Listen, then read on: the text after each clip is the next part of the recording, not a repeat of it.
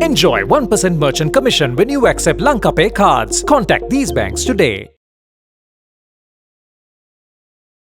Let me start by telling you a story. It's about a professor one day who gave an impromptu test to his students. He placed a piece of paper face down on each student's table and then asked them to turn it around. All they had was a white sheet of paper with a black dot in the middle. The professor then asked them to describe what they saw.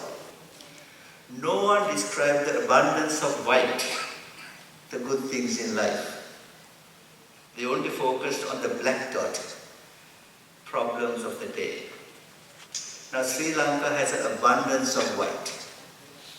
We have fish all around us in the oceans, soil all over the country that anything will grow, little below the soil gemstones, little below the water beautiful coral and fish, waterfalls for hydroelectric, sunlight for solar, majestic scenery, ancient culture, heritage sites, and highly intelligent and educated people such as yourself. So why are we in this mess? Why are we focusing only on the back dot, on our financial bankruptcy? And how did it all come about? Well, what happened was that at the end of World War II, the colonial powers were depleted of resources. They really could not control the colonies. So in a sense, they pretended to give us independence. They set up the World Bank, the IMF, to supposedly help us with loans for development. And they then turned a blind eye when corrupt politicians and dictators stole this loan money around the world, not only in Sri Lanka. We allowed ourselves to be sucked into this new world order, world economic order, because we had a mindset that we should follow what our previous colonial masters said we should do. We really need a change of mindset. The overall theme of my message today is that those in Sri Lanka, especially professionals such as yourself, entrepreneurs and those working in the land, need a change of mindset and a need to develop a can-do attitude. We need to rejoice in our land, our people, our resources, our natural beauty, and our culture, things that we have in abundance.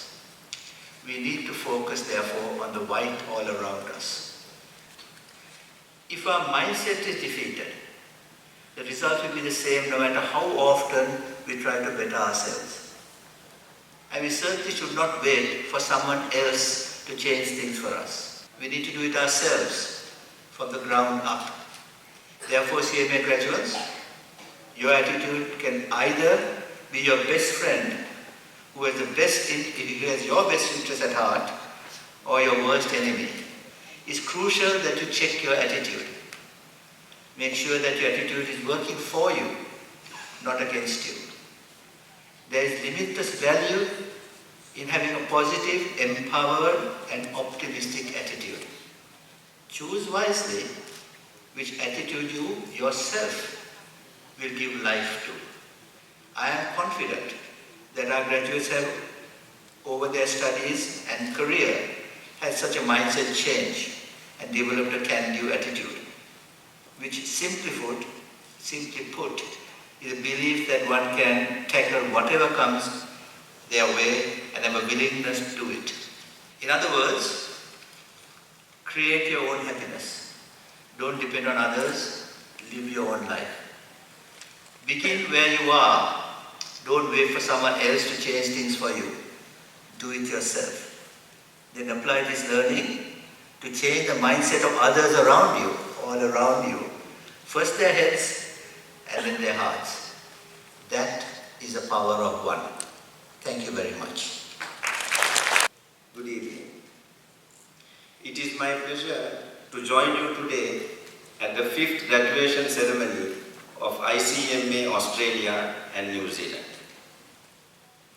As the great Benjamin Franklin said, I quote, An investment in knowledge pays the best interest, unquote. And I would like to extend my heartiest congratulations to all you graduates for the worthy investment you have made, and I am sure you will reap its benefits. I have said this before when I participated as chief guest at the graduation ceremony of the CFA Society in Sri Lanka a few months back, but let me reiterate that there is no better time than now to speak on the topic of professional ethics, which I am sure was part of your curriculum. You no doubt will prosper as worthy professionals. However, let me tell you that it's equally important to bear in mind the necessity to be ethical in the conduct of your professional duties. Professional ethics may be defined in many ways. Particularly in the context of the corporate world, it can be identified as principles that govern the behavior of a person or group in a business environment. It is only when ethics have been upheld and prioritized that professions and professionals could work towards the ultimate benefit of society. Similarly, it is of paramount importance for corporates to conduct their affairs in an ethical manner. The need for professional ethics has become a critical component even in the capital market, which we oversee, as it plays a pivotal role in ensuring that the stock market functions in a fair, orderly, and transparent manner. At the Securities and Exchange Commission, priority is given to ethical conduct and practices, and investor protection lies at the heart of our key functions. In this context, those of you who are graduating today are thus entrusted with the important task of fulfilling the duties and responsibilities required to be carried out by you in the corporate arena. As much as it is important to be ethical in the conduct of your professional duties, let me conclude by stressing on the importance of being passionate about your work. Passion is considered the fuel that inspires and drives people towards specific goals, no matter how unlikely or difficult they may be. Let me leave you today with what the legendary Oprah Winfrey once said. I quote, "So I say to you, forget about the fast lane. If you really want to fly, just harness your power to your passion. Trust your heart and success will come to you." Unquote. Having said this, I wish all of you the very best in all your future endeavors. Thank you.